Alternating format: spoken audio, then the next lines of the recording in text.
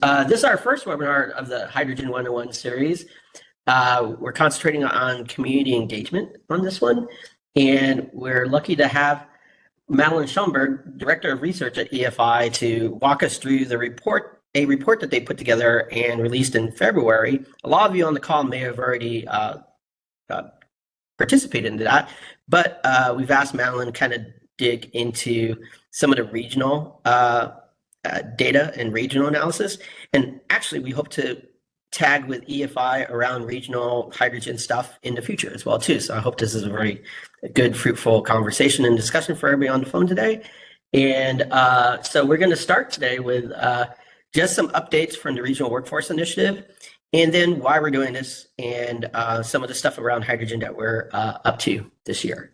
So with that, Anthony? Yep. All right, everybody. Thanks for joining us today. As Matt said, if you haven't met me before, I'm Anthony Armley, Federal Coordinator for the Regional Workforce Initiative at NETL. We started this initiative in 2017 with an effort in mind to follow the administration's priorities of upskilling Americans, promoting science, technology, engineering, and math, and increasing the knowledge and opportunities around energy and advanced manufacturing careers, skills, and just overall awareness in that sector. Matt, you can go to the next slide. So some key metrics from inception. Obviously, these were all zeroed out. Over 800 individual stakeholders from around 400 different institutions and organizations now are part of this network.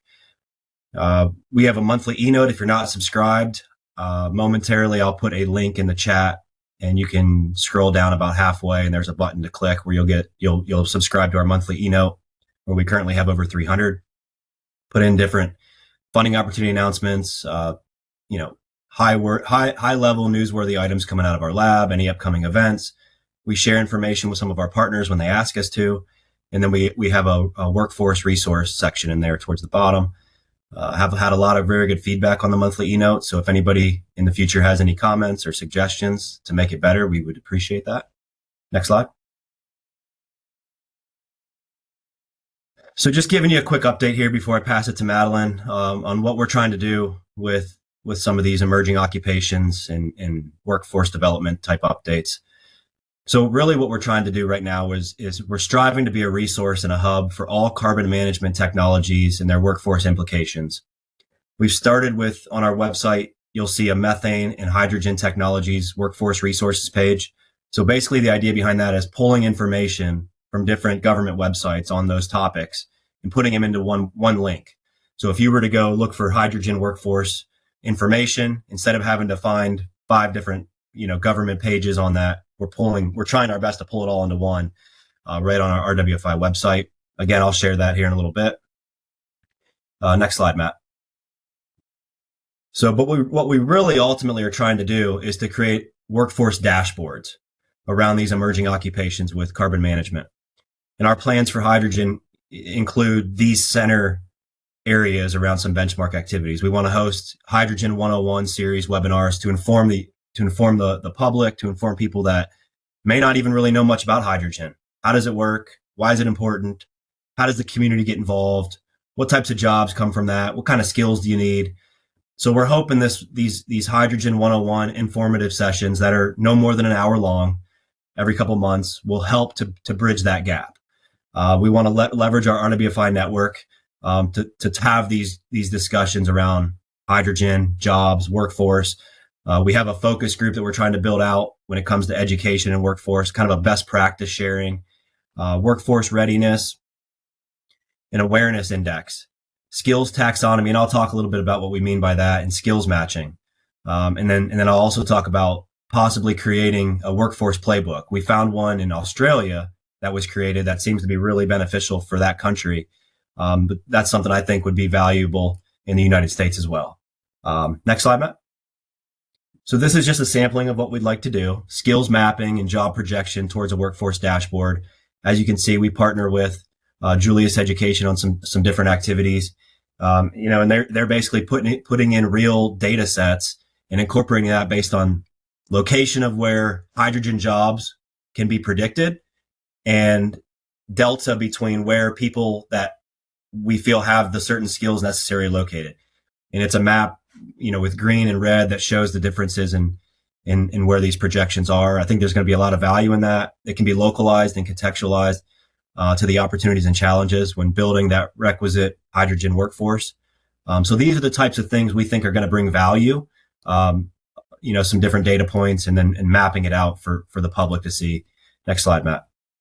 So when we work with Julie's Education, we kind of take a data science, machine learning approach, basically pulling in information off Indeed.com, where you have different job postings and taking keywords and applying that. So this is that skills taxonomy that I was talking about, where you have generic skills and then you have the rich skills tied to an actual role. And then having that taxonomy provides a whole host of workforce use cases that could be applied for recruiting, employee retention, hiring practices, and this is the part where I think this workforce dashboard can really be beneficial, is bringing in academia of all levels, university levels, technical schools, community colleges, providing them with this information on these emerging occupations, not even just hydrogen, but methane mitigation, direct air capture, carbon capture and storage, and on, and saying, hey, these are the skills that are needed. Do you have programs in this? If so, can you update your curriculum to include these skills that are going to be needed? If you don't have a program, maybe consider one in the next 3 to 5 years, because again, we're providing you with this real-time data. And so when we build out these dashboards, I think it's going to provide a lot of use for people looking for employment, current employers, and then academia of all levels. Next slide, Matt. So this is a snapshot of what I was talking about with the playbook, and it just shows you, hydrogen workforce playbook in the U.S. It could be really valuable, as they have created already in Australia. It would do a good job of predicting direct jobs, indirect jobs, and induced jobs over 5-year, periods. And because as the emerging occupations build out, hydrogen, for example, you can see there's different levels of jobs that we're predicting, which can be a predictive analysis for skills that are needed. Again, the training that's going to be needed, who's going to be hiring, who should be aware of this information. And really the answer to that is everybody, because it affects all the regional economies and ultimately the national economy. So these are things that we're interested in at NETL under the Regional Workforce Initiative, in partnering with folks like yourself to build all of this out. We do have some projects that we're working on already with folks like Julius Education and some of the different labs. But it's folks like yourself that we really are hoping that take interest in this, reach out to us offline and talk about how we can work closer together on some of this stuff. So really excited to hear Madeline's presentation today. I know there's a lot of good data points, especially in the tri-state region, that can be considered when you talk about community engagement. So I think we'll learn a lot from her today on that. And Matt, that's my last slide. If you want to move to the last one. Thank you, Anthony. Yeah, that's really succinct discussion about what we're trying to do. That's just kind of like a preview, and really looking forward to trying to replicate some of the work that Anthony mentioned around the hydrogen playbook for Australia. They have a little bit different type of hydrogen technologies than our mix here in the United States, but I think it's still really valuable. So Madeline, I'm going to try to make you presenter and see what happens, because everything's new today. I do have an updated version. Yeah. I don't know when. So I'm going to make you presenter so you can do your slides. But if we run into some technical issues, I have the backup slides as well. So excellent. Let's just see what happens. We'll make it work, whatever it is. Yeah, great. Hopefully everybody can see this now. Excellent. Well, I'll just take a quick moment to introduce myself and my organization before I dive in. So first of all, thank you very much for having me. I'm really happy to be here to speak with all of you about this today. This is an area of research that I'm personally very invested in and very excited about. My background is in environmental justice and energy justice. I did my dissertation in ecology, but really focused on community mobilization around certain extractive industries. And so I've parlayed that into the rest of my career. And now at EFI, I oversee our whole research portfolio, but my bread and butter and the lens that I bring and try to interject into all the work we do is really a focus on equity and what does it look like to bring people into the energy transition equation. And so EFI Foundation, for those who aren't familiar, is a relatively young, relatively small think tank based in DC. It was founded by the former Secretary of Energy, Ernest Moniz, who served under President Obama. So despite being small and new on the scene, we do get a lot of traction, and we have very close relationships with the Department of Energy, with the administration, and a little bit with the Hill as well. So all of that brings me to this body of work. So this grew out of our work on hydrogen that was really focused on how to create a demand market. And one of the issues that kept coming up in that body of work was the community aspect. And we need to figure out, how do we work with communities in doing this, particularly because it became clear very quickly that it was going to be a requirement for the Department of Energy in terms of the Hydrogen Hub funding. So that led us to this, I guess it's now been a year and a half long study. And I'm actually going to present to you today more than just the initial survey results that we put out in February. I'm going to present our latest survey results that haven't been released yet, and the subset that we did specific to West Virginia, Ohio, and Pennsylvania. So the initial survey, starting with the one that we distributed, I guess, just over a year ago now, this was before we knew where the hub selected regions were going to be. So we cast a much broader net to every state that had an application in, which at the time was basically every state in the country. And the only real criteria for participation was that respondents had to self-identify as a member of one of 4 different community types that were identified by the Department of Energy in their guidance document on how to create a community benefits plan. And I guess I should back up quickly just to make sure that everybody's aware that as part of the Hydrogen Hub application, 20% of the score was a community benefits plan. And so that is a document where basically the hub group lays out how they're going to go about working with the community throughout the life of the project. And so the community benefits plan, or CBP as we call it, is meant to evolve with the life of the project as you bring communities in and kind of as the project takes more shape. And so as part of that, DOE issued a guidance document that identified these 4 main groups of interest, if you will. And so those are the 4 groups we surveyed. So it was tribal communities, labor communities, disadvantaged communities, and environmental justice communities. And obviously we could get into sort of the semantics of those different designations. And yes, there's lots of overlap, but for the sake of the project, we kind of treated them as these 4 separate groups. So we had really good representation from all 4 and from across the country. We had 5,000 survey respondents, so a really robust sample to work with, which we're very happy about. And what I'm going to show you is what we've kind of separated out of that just for this particular region, but I am happy to share with you separately the broader national results that we had. So the first piece that we asked about was just kind of generically, how do people feel about the idea of hydrogen and the hydrogen hubs? Are they supportive? Do they oppose it?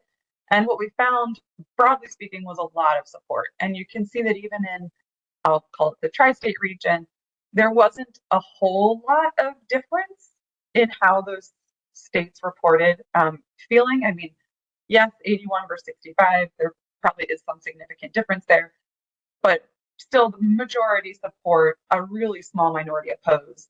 And I think what was more interesting was the difference that you see on the right there, the folks who said, I don't know, that we saw a lot more of that in West Virginia and Ohio relative to Pennsylvania, which was closer to the national average.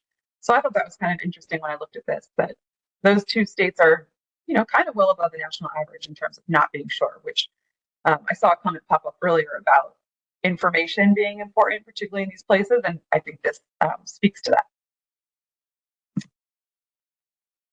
So the next piece was we kind of tried to unpack that support or opposition a little bit more to understand what are the potential risks and benefits that you're really thinking about and really concerned about. And so again, if you look at, so the gray bars in each of these graphs are showing you the national survey data, and then the states are separated into the different colors. So you can see that, again, they roughly track. There wasn't a whole ton of differences, there are a couple of things that I think are sort of interesting, and mostly how Ohio and West Virginia seem to track really closely and be a little bit distinct from Pennsylvania. And I could speculate about why that is, but I don't really know, so I won't go there. But again, we do see for a lot of these, both Ohio and West Virginia saying, I don't know, a lot more than the national average and a lot more than Pennsylvania. So that to me would be worth digging into, is, kind of where that information gap is existing, which is what I would assume is leading to a lot more uncertainty here.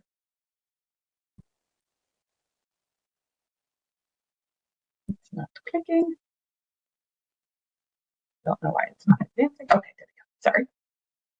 Sorry. So same thing, just asking about some more of the specifics of those potential risks and benefits. So again, not a ton of difference. You can see that people overall are pretty confident in a lot of the benefits, like creating new jobs, and overall not super concerned about a lot of the risks that we expected to see more concern about. So for instance, requiring new pipelines, we thought was going to be a major concern for people because we see it a lot in the public rhetoric, but really has not in any of our surveys cropped up as a major, concern. Going back one, just to highlight the point, you see that the majority of people believe that hydrogen has the potential to help address climate change, which we also didn't really expect initially based on what we had been seeing in the kind of public documentation. And then with things like causing explosions, not as much concern as we expected. Prolonging our dependence on fossil fuel, not as much concern. So a lot of surprises there when we got the initial results. I've had a lot of time to think about it, so I'm no longer kind of focused on that, and I'm more looking at these regional differences. So I'll try to make sure I discuss both. But going back to that kind of information component, I think that this, to me, was very interesting, that West Virginians reported less knowledge about hydrogen than folks in Pennsylvania or Ohio. And so again, just reiterating that really does kind of speak to this information component that's particularly salient in West Virginia. So the next kind of battery of questions really tried to focus more specifically on that CBP document. We wanted to understand what was in there and how people felt about what was in there. So unlike the other components of the Hydrogen Hub application, the CBP section didn't have any specific requirements. It didn't say you must use this method, you must do it this often. It really was meant to be a bit more fungible so that it could be adapted to each unique community. The challenge with that is that there's no specific requirements, and so it leaves a lot up to the developers and the communities to negotiate on their own. So we wanted to know, okay, well, how do you feel about that? How do you feel about the suggestions that are made in the document? And so we created, well, actually, we didn't create this. This was really well established in the literature, but we, I guess, beefed it up, looking at the sort of stages, if you will, of community involvement. And I don't mean these in a sequential way, but more in the context of how much communities are involved and how that engagement kind of plays out. And so what we were trying to do here was really look at the engagement methods that were suggested in the CBP document, which mostly fell towards the left-hand side of this graph. And then we pulled a bunch of others from my background and my work and from the literature writ large that were more on the right-hand side to test whether there was a preference for engagement methods that fall into, one kind of part of the spectrum or not. So when we looked at all of these methods, and there was a longer list even than this is just pulling out the top bunch here, we saw, again, a surprising degree of consistency that the strongest preferred methods were citizen panels and public hearings. The reason that was sort of notable to us is that those tend to fall on opposite ends of that spectrum. Citizen panels tend to be more on the right, like a lot of community engagement, a lot of community empowerment, if you will, and public hearings tend to fall on the left, which is like more of a one-time kind of one-way information sharing. So that was surprising to us. But more specific to this regional subset, the thing that obviously leaps out, I would assume, to everybody is that town hall piece. West Virginia had a very strong preference for town halls. That came up as the top preferred engagement method, which was so far down the list on the national one that we never even really stopped to pay much attention to it. So I don't, again, I could speculate, but I don't really know what to make of that without being able to ask. And then the other one there is the community mapping, which came out as, I think it was number 3 for Ohio, and also had been pretty far down the list on the national survey. So some kind of interesting regional differences there. Overall, though, all 3 of these states still agree on citizen panels and public hearings being in the top 3. So those 2 engagement methods, again and again, in every survey that we have done, have emerged as being really critical for people. Oh, and there's the words. So then when we asked about how much they knew about community benefits plans, we found again that Pennsylvania was pretty closely aligned with what we had seen in the national survey, and West Virginia and Ohio were both a lot further on the not familiar end of the scale, so a lot less familiar with CBP processes than folks in Pennsylvania. And I'll flag, I don't have it in the presentation in a graphic form, but one thing we found in the national survey is that the familiarity with CBP was very closely correlated with the sort of general confidence in the benefits of the CBP process. In other words, where people said that they knew a lot about CBPs, they were a lot more likely to believe that the CBP process was going to benefit their community. So what we kind of took from that is that if we want this CBP to produce positive outcomes and for people to feel like it's a useful enterprise and something worth doing, they need to know more about it first. So again, going back to the information piece, always coming back to that, it seems like here that would be particularly critical. So then we, of course, we had asked folks for when we were doing our modeling if they were associated with a company that was in any way engaged with the hydrogen industry. Pennsylvania, West Virginia was lower than the national average. Ohio was pretty darn close, but West Virginia in particular was lower. And so that could explain some of the discrepancies that we've been seeing in this subset so far. But I wouldn't know that without having time to dig into it. So transitioning to the more recent survey.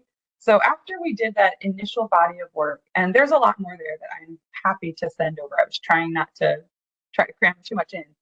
But after we did all of that, we wanted to do a second phase that really kind of started with the community and asked community members, okay, if you had access to a team of researchers, what would you want us to research about this? What can we do to help you engage? What can we or what can funders do to help you to engage more effectively? And so this is the survey that we just finished collecting responses on this week. So this is hot off the press and therefore confidential, I guess. So we'll have to figure out how we do that, since I just realized this is being posted. But at any rate, so this one we targeted to the states that are actually in hub selected regions. So only 16 states. We did a slightly smaller sample, so just 3,000 respondents. Still, in my mind, very robust. You'll notice we had a lot of participation from the labor groups in this one. Were more heavily represented, and really good geographic variation here. Oh, just highlighting the different hub regions for you to see where those are. So looking at the sort of tangible things that we asked folks, so if you needed something physical to engage, what would that be? And the thing that emerged at the top of the list for these regions overall was free devices, laptops, phones. You can see right away on this graph that that is pronounced in West Virginia relative to Ohio and Pennsylvania, which were a lot closer to the average there. Second on the list overall was vouchers for energy bills. It seems like that was pretty close for Ohio and Pennsylvania. I think I have a note here. I do that. Let's see. Sorry, I can't see. There we go. That Pennsylvanians had free Wi-Fi connection as their top choice. So it's hard to see that difference here on the graph. West Virginians said free devices and grocery vouchers were top two. And Ohioans were focused on free Wi-Fi connection and energy bill vouchers. So different ways of basically just trying to create some capacity for engagement.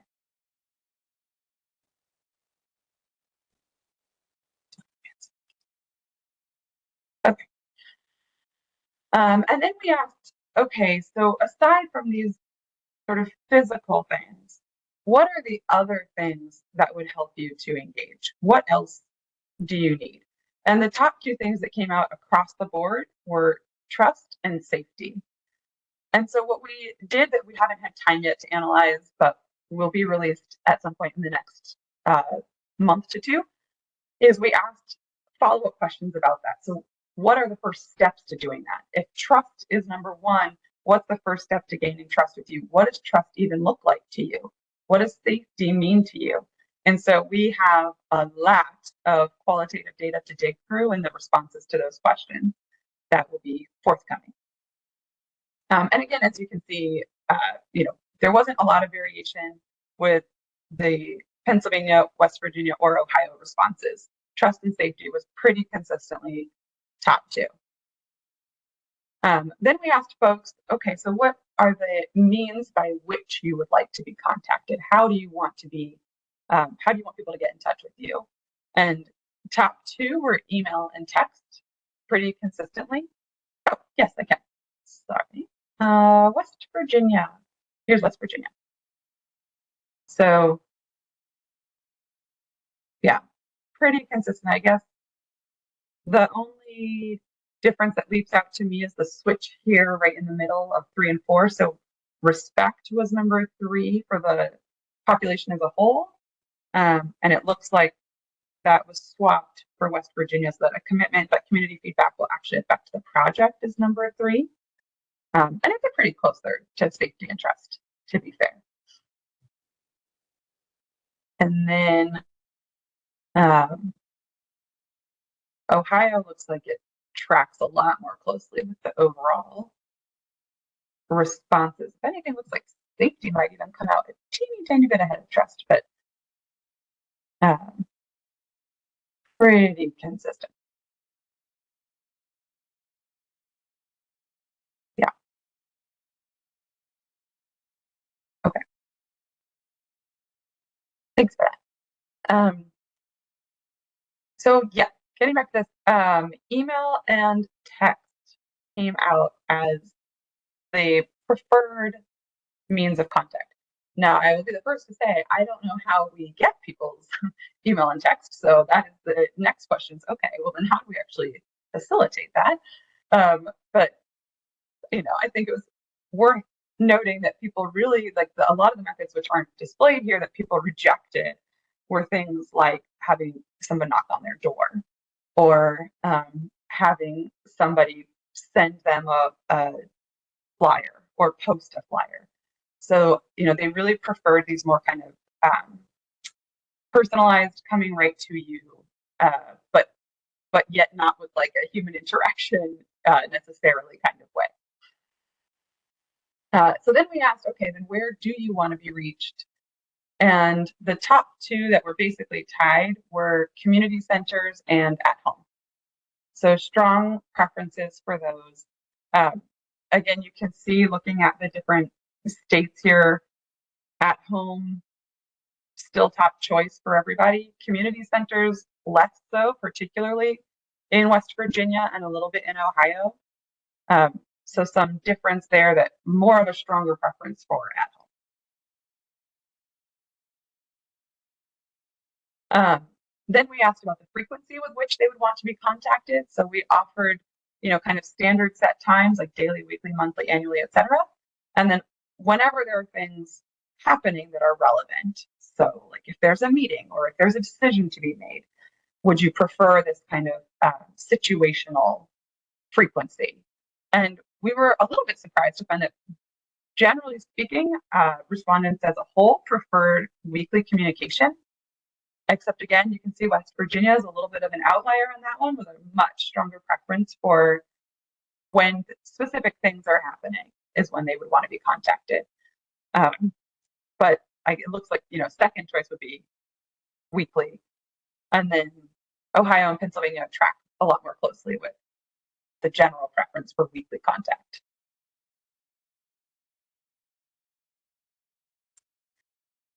So then when we asked about that piece about research needs, so we compiled a list of things, again, looking based on what we saw in the public rhetoric about concerns. Like particularly, there's a lot of these letters that have been put out that we've analyzed from environmental justice groups talking about concerns. And so we've identified those and said, okay, do you want more research on these various items? And so the things that came out at the top of that were safety of the hubs and the infrastructure, potential impacts to air quality and water use, climate change, potential impacts on climate change and energy prices, and then a little bit on jobs too. And then it starts to fall off after that. So again, pretty consistent with the results from Pennsylvania, from Ohio, some very slight differences in the ranking, but they're so close that I would be willing to bet there's no statistical difference there. And then a little bit more of a difference in West Virginia. So that jobs piece, you notice, jumped up as being more important. The energy prices jumped up as being more important. Water use jumped up, and safety went way down the list, which I think was the most notable thing for me of those three. Is a lot less, maybe not necessarily less concerned, but that's not a priority as much for West Virginians. Research on safety, that is. So then when we looked at specifically the labor groups, so we tried to do a quick little subset of the labor groups in this region, the tri-state region, we saw a higher than average familiarity with CBPs. We could speculate about that, but not entirely sure. My guess, without having looked at the data closely, is that it could be that more of those folks were the folks who worked in adjacent industries, but I'd have to check that to be sure of that. But we also saw that folks from labor groups in the tri-state region were generally less familiar with hydrogen compared to the national average. So possible that they're coming into contact with community benefits planning in other contexts. Not sure, this, I guess, negates my theory about working in the industry since they're less familiar with hydrogen. So we'd have to do some more digging to figure out why these two patterns jumped out here. And then this was pretty consistent with national averages in terms of support from labor groups in the Appalachia region. And here I just put up a few more specifics, but for time's sake, I think maybe I'll pause for questions, or I can leave this up for a moment. I don't want to read it off, but suffice to say that most of these kind of nitty-gritty things tracked with national averages. So we kind of already talked about citizen panels being preferred.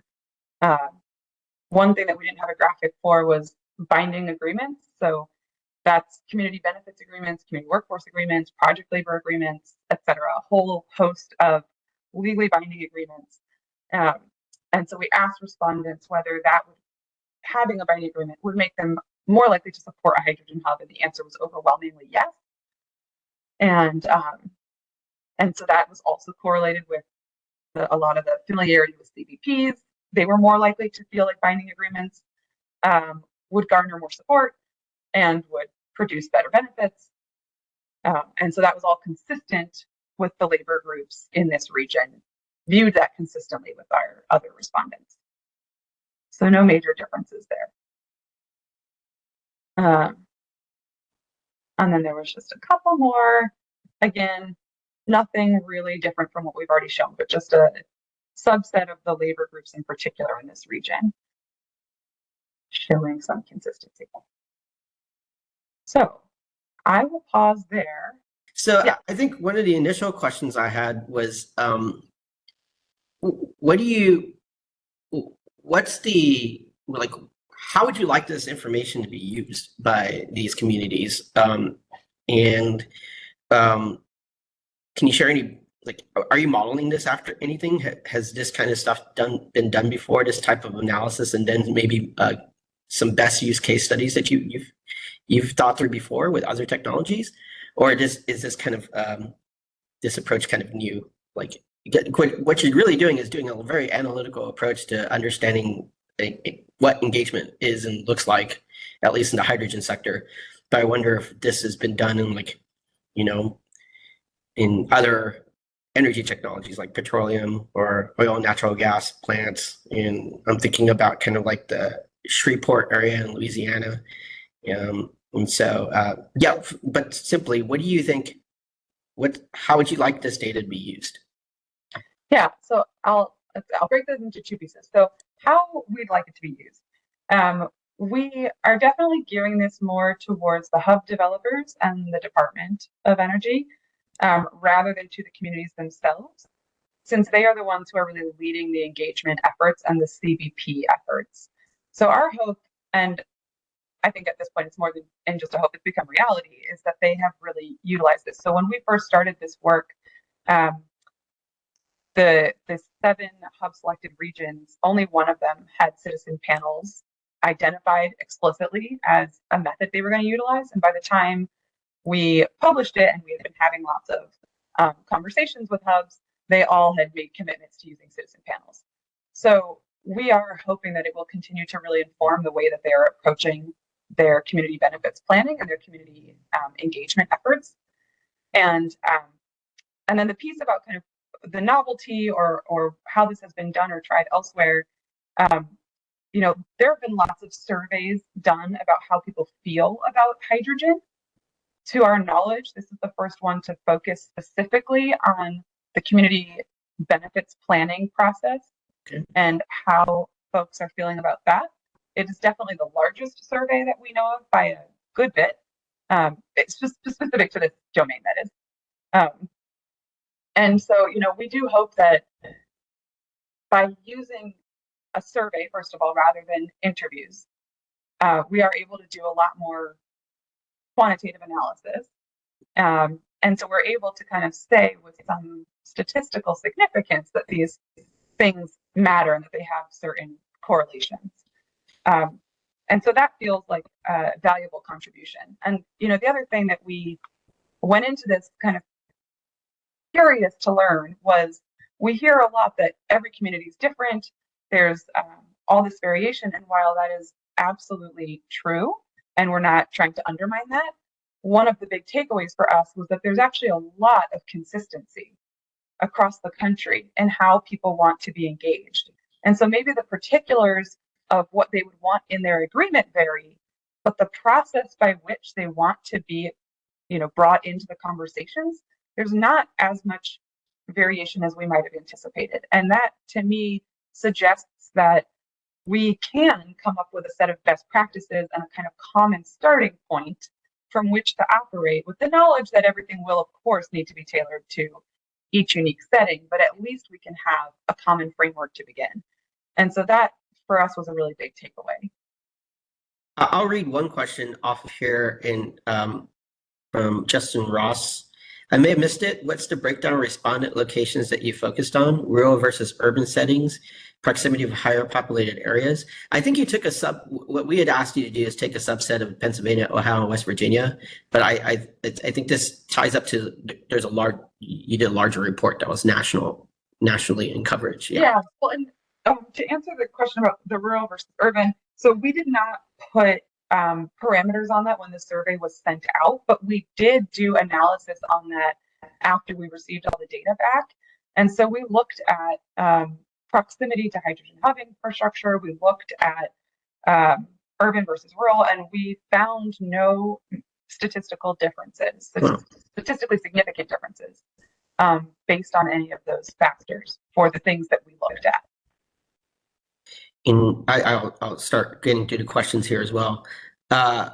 Consider 5 categories. This is from Richard Bahuda. Sorry for any bad, not saying names correctly.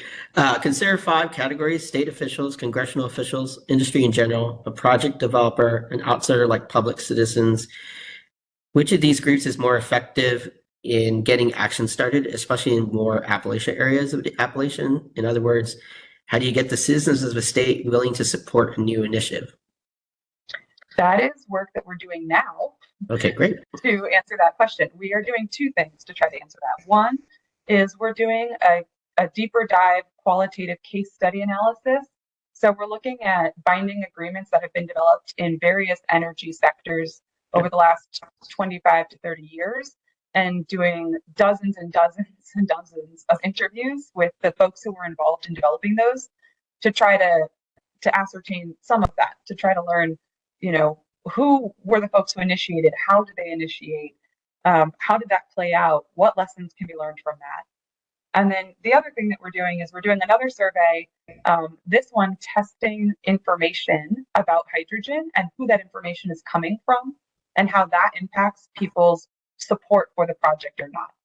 So once we finish that, and that's an experimental survey design, so we should be able to hopefully establish some real causality to demonstrate when the information comes from your local government, it has this effect. When the information comes from your environmental NGO, it has this effect. When it comes from the developer, it has this effect. And so that is the next step of the project. And I will hopefully have an answer for that in the next 6 months. And this question is from Tom Gilbert. Engagement around the hubs in PA has been challenging. I hope these findings are being shared with and considered by those handling this to improve the process going forward. The response from the public at sessions so far is pretty different from the survey results. More of a statement. Yeah. We have been attending every single listening session. Wow. We've attended every single publicly available event pertinent to this, and are also analyzing that. We've recorded all of those and are analyzing those in relation to what we found here, because I completely agree. We continue to see these discrepancies, and the report that we just put out most recently, which I didn't actually really highlight here because it was specific to environmental justice communities, but it was asking exactly that question. So we surveyed all of the environmental justice organizations that signed on to letters about hydrogen, the vast majority of which were, you could characterize as anti-hydrogen.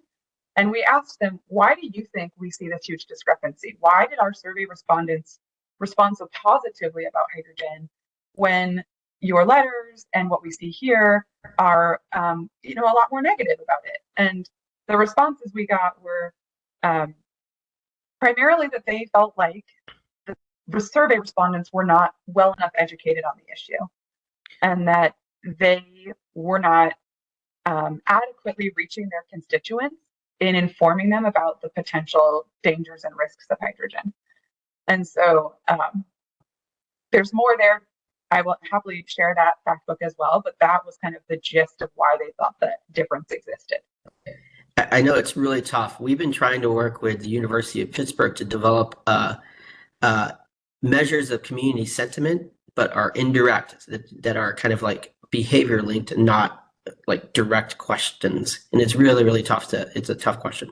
I think one of the things that you hit upon is there's just like a general knowledge gap with hydrogen, but this knowledge gap occurs with every other energy technology. We've run into it before. So I think one of the things that is EFI going to work on the just the education part of hydrogen? Or are you leaving that up to other folks? There's some stuff going on with there's a program called H2Edge that's supposed to bring more that's more of curriculum type stuff, but just getting like fundamental knowledge of hydrogen is how do you see that playing out? Yeah, well, so EFI Foundation definitely does not engage in those types of education campaigns. I do hope that the results of our next survey will illuminate where that education can be most effective. Great. Because that really is the goal of that, is to figure out, if, for instance, the developers can put all the information out there that they want, they can do it in all the right ways, but if they're not the right entity to put that out there, it's not going to resonate. And if it doesn't resonate, it might as well not exist. It's just a wasted effort at that point. And so what we want to know is, okay, well, who are those trusted entities? And how can we make sure that information is getting out there in a way that is really effective? And so that is one question we will answer. And then we'll leave it up to those people to actually do it. And this question is from Richard again. Can you segregate your respondents' date between living in an Appalachian part of the between living in an Appalachian part of the respective state versus being in a bigger population center? Yeah, I don't have that on hand, but I could easily do that. So we'll give you a break from talking here for a bit. Anthony, we are typically kind of centered around the workforce and education component and studying dynamic between, research, investments, and output of like economic development. This is more of a community engagement part, but did you have any words about like what we want to do on the workforce side with hydrogen and seeing any parallels or areas of collaboration with what was just presented? Yeah, the data piece is interesting. I mean, again, it builds upon what I was talking about in my slides. I think there's a huge need for the opportunity to build out a dashboard. I mean, in these 3 states alone, we have, well, in this region, let's just call it, we have 2 hydrogen hubs.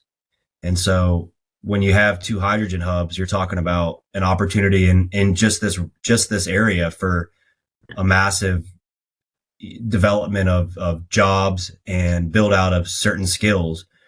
The sooner we get out ahead of this and start sharing the information of skills needed, where you can get the training, who the employers are, when people can expect things like this to take off with jobs and starting to build and dig and build out these the infrastructure.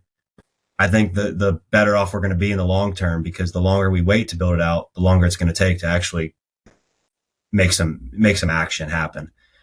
So that's the data that, the one slide you talked about, Madeline, was West Virginians felt like they had less information. The data show that they felt that they have less information compared to other surrounding states like Ohio and Pennsylvania. To me, that's a red flag. Like, they don't feel like they have enough information to have a good feeling about how this should play out. So we need to do a better job of sharing the information. I think we could start here with these Energy 101s, and we recorded the webinar. So just because they're not here today doesn't mean they can't hear this and see the slides and things like that. But I think it starts with sharing of information, having good discussions up front, doing what we're saying we want to do, Matt, build out these workforce things, these dashboards, identifying curriculum for them to go get the jobs and the training that they need. Go ahead, Matt. Yeah, I think this reminds me of some really early work I did when I came from DOE originally, and we worked on creating a course called Energy 101. And that was just a basic fundamental course for the nation's colleges and universities about energy fundamentals. And it was a very big learning process, because what we found out was that it was the worst type of knowledge error possible, where you think but you're absolutely wrong. And I think perhaps this is occurring with other energy technologies as well too. Energy is complicated. It really is. And we don't get taught it when we're, growing up. Like, conversion is a really, fundamental thing that you need to understand about energy. And I don't know what 1,000 kilowatt hours actually means from like the fuel use. But yeah, so I think this is we're learning a lot from your analytical approach that we can apply to some deployable activities, which is great. And so I think with that, it's 11:57, so that's perfect. We'll try to give everybody some time. Any last words from either of you guys? I just thank everybody for joining us today, especially you, Madeline, for taking the time out of your day to give this great presentation and wonderful data behind your talk. And again, just thank you. Appreciate it. We'll share the slides and the recording once we edit it and get it posted to our website. If anybody wants to sign up for our eNote, I sent the link in the chat here, and I've already had a few requests. So I appreciate everybody and have a great day. Any last words, Madeline? I guess, well, I would end with a thank you as well, but on the workforce note, just one final comment that, we did expect to see a bigger variation in the responses that we got from the labor community, because we have seen in other areas that there's been a larger discrepancy. And again, we just saw a lot more consistency across those groups than we anticipated. And so everything that has been presented was fairly consistent. But again, I'm happy to share the fact books where you can see more of the places where there was perhaps a little bit more of a difference, and some things of note.